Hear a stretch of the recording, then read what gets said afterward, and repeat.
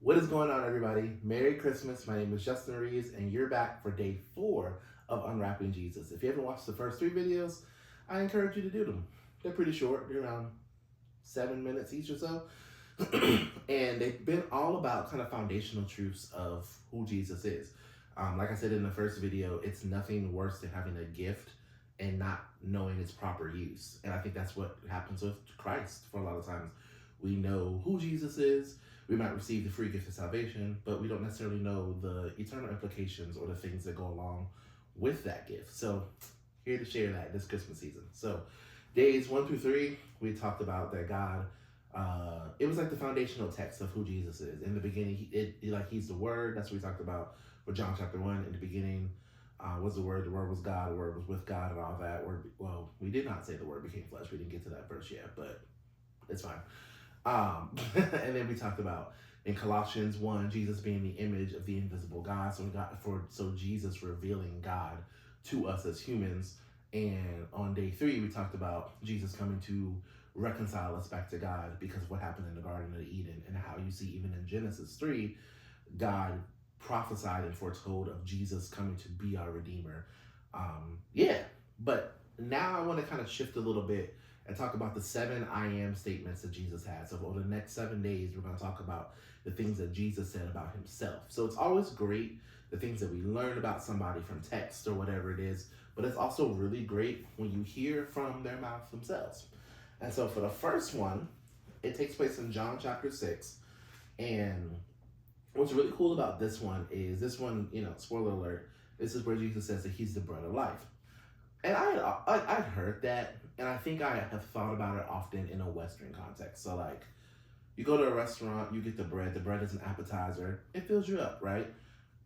And that's a good thing, that's true. But when I really read what this passage said about him being the bread of life, it's a little different. So, for context, this is after he fed the 5,000. This is after he walked on water.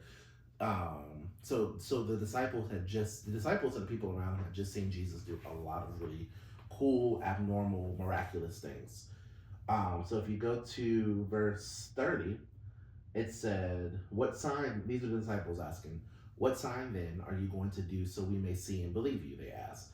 "What are you going to perform? Our ancestors ate the manna in the wilderness, just as it is written. He gave them bread from heaven to eat." So that's throwing back to Exodus, Leviticus, and Numbers and Deuteronomy, of the children of Israel wandering the wilderness and God providing manna from heaven daily for their nourishment and their survival.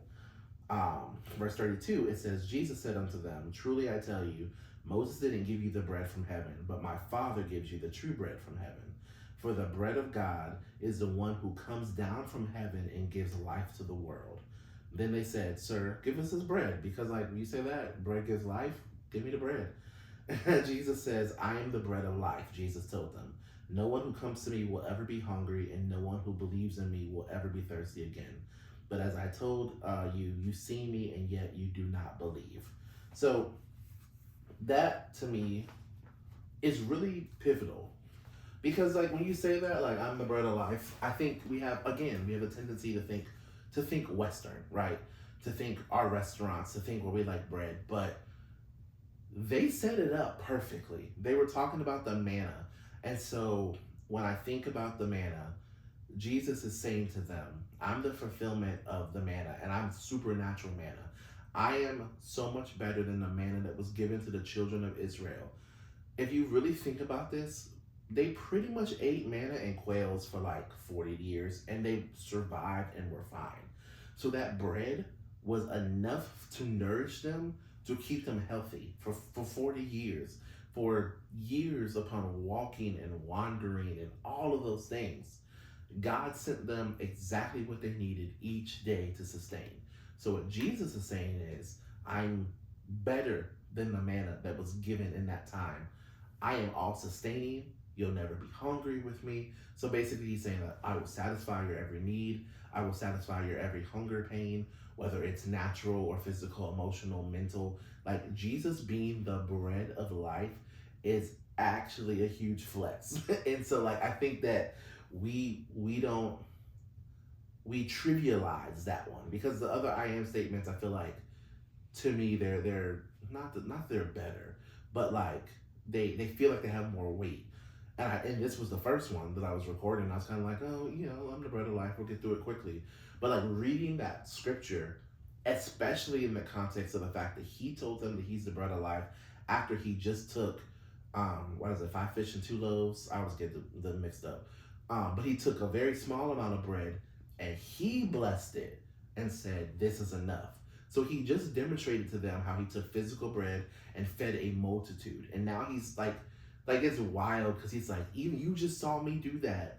And you guys are recounting what happened to the children of Israel. I'm still better than that. I'm better than the bread that just fed 5,000 people, which is really more like 20,000, because they're really just counting the men in that time. So like all the women, the children, all the people that were there. So he's like, I'm better than the bread that fed a multitude. I'm better than the bread that helped your ancestors survive in the wilderness and the Israelites. I am better than that. So Jesus saying he's the bread of life, huge flex, just really great. So that's day 4. Jesus being the bread of life. Get you some bread. Get you some bread of life. That's it.